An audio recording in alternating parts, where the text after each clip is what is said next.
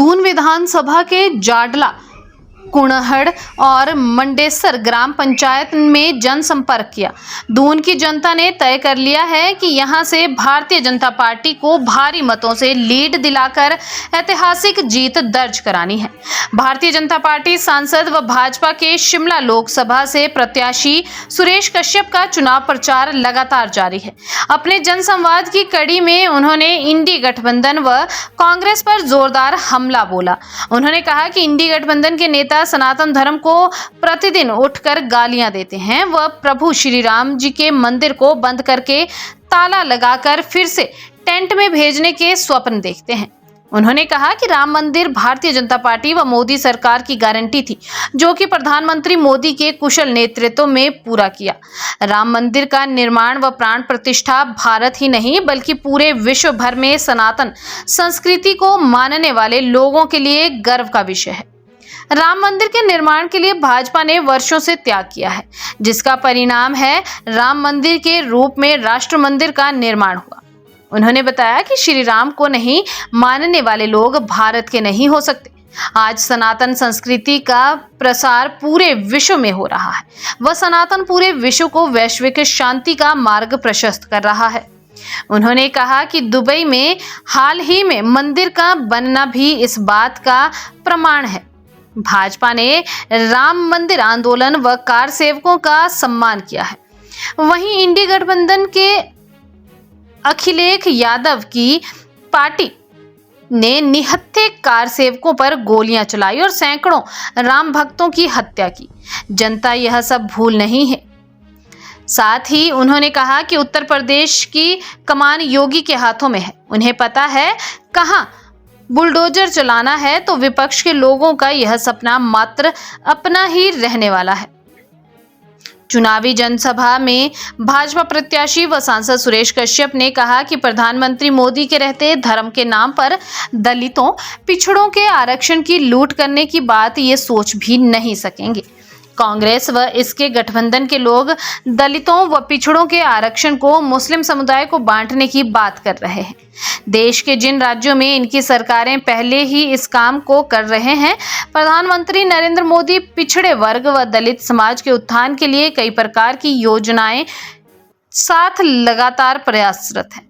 आज राष्ट्रपति के रूप में एक आदिवासी महिला देश का नेतृत्व कर रही है। यह भाजपा की ही दूरदर्शिता है। आज इंडी गठबंधन के लोग राष्ट्रपति, उपराष्ट्रपति की खिल्ली उड़ाते मिल जाते हैं। उन्होंने आश्वस्त करते हुए कहा कि जब तक है तब तक पिछड़े, आदिवासी, दलितों के आरक्षण को कोई हाथ नहीं लगा सकता।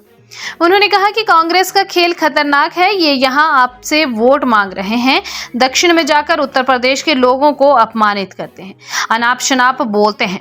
कांग्रेस पार्टी के विकास का मजाक बना दिया है। सपा और कांग्रेस कहती है कि देश का विकास तो अपने आप हो जाएगा, मेहनत करने की क्या जरूरत है। कांग्रेस की मानसिकता के दो ही किनारे हैं।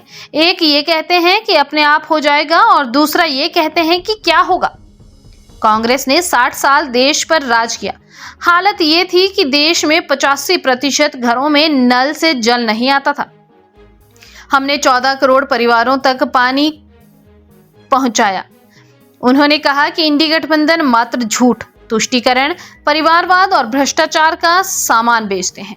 कांग्रेस के शिमला के प्रत्याशी भी इसी परिवारवाद का एक बड़ा उदाहरण है। आज इंटरनेट का जमाना है, आज सोशल मीडिया का जमाना है। कोई भी एक क्लिक करेगा, एक क्लिक के ऊपर पूरी जानकारी आ जाएगी कि 5 साल में एक सांसद ने क्या किया और क्या नहीं किया। और मैं तो एक फौजी हूँ, आप जानते हैं हमारे बीच कैप्टन साहब भी बैठे हैं। फौजी कैसे होते हैं? फौजी स्ट्रेट फॉरवर्ड होते हैं, सीधे होते हैं और जो कहते हैं वो करते हैं। फौजी कभी लारे लप्पे नहीं लगाएगा, कभी झूठ नहीं बोलेगा, झूठी राजनीति नहीं करेगा। तो मैं तो फौजी हूँ, फौज में रहा हूँ और मैंने आज तक जो कहा है वो किया है और आगे भी आपको आश्वस्त करता हूँ कि जो कहूंगा वो करूंगा, ऐसा मैं आपको विश्वास दिलाता हूँ।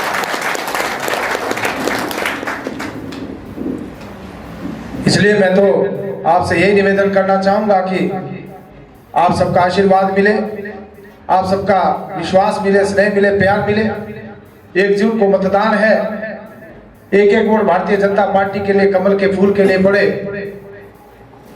ताकि हम इस सीट को भी जीत सके और तीसरी बार नरेंद्र मोदी जी को देश का प्रधानमंत्री बना सके। सांसद नहीं है। लोकसभा में हमने सैकड़ों क्वेश्चन पूछे, सैकड़ों प्रश्न लगाए, विभिन्न डिबेट्स में हिस्सा लिया, बहुत सारे मुद्दे अपने संसदीय क्षेत्र के उठाए। लेकिन मैं पूछना चाहता हूं कि आप ये तो बताओ कि जो पहले सांसद रहे, आपके जो सांसद रहे, कोई एक मुद्दा उन्होंने उठाया हो? एक बार बताएं तो। हमारा तो निकले, लेकिन पाकिस्तान जो पानी पी कर जो है हमारे देश को कोसता है, वहां के बच्चे और बांग्लादेश के बच्चे भी हाथों में तिरंगा लेकर भारत माता की जय करते हुए वहां से निकलने में कामयाब हुए। इस प्रकार से आज देश का रुतबा बढ़ा है, देश की ताकत बढ़ी है, पूरी दुनिया मोदी का लोहा मानती है। जो काम हुए वो आपके सामने है।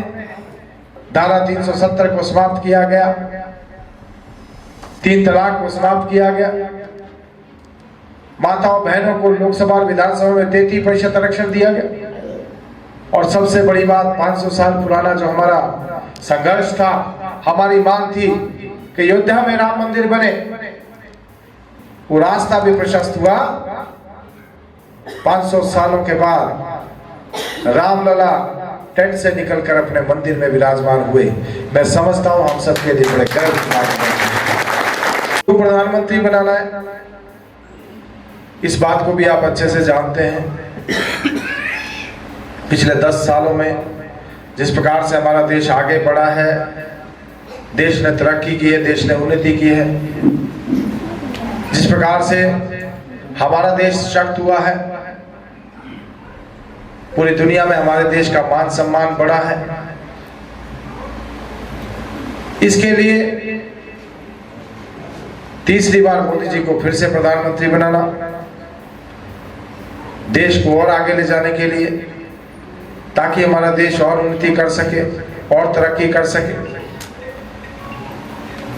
और हम इस बात को भी अनुभव करते हैं कि 2014 से पहले देश कहां खड़ा था, देश की स्थिति क्या थी।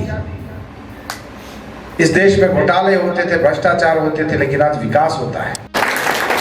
सभी बुजुर्गों का, माताओं का, बहनों का, नौजवान साथियों का आशीर्वाद मिला, उसी की बदौलत भारतीय जनता पार्टी ने इस सीट को रिकॉर्ड मार्जिन से जीता। और इस बार फिर से मैं आप सबसे निवेदन करना चाहता हूं कि आपका उसी प्रकार से आशीर्वाद मिले। और एक और बात भी कहना चाहूंगा कि अब की बार का जो चुनाव है, एक विशेष चुनाव है। आज देश भर में देश का बच्चा बच्चा एक ही बात कहता है कि मोदी जी को तीसरी बार देश का प्रधानमंत्री बनाना है।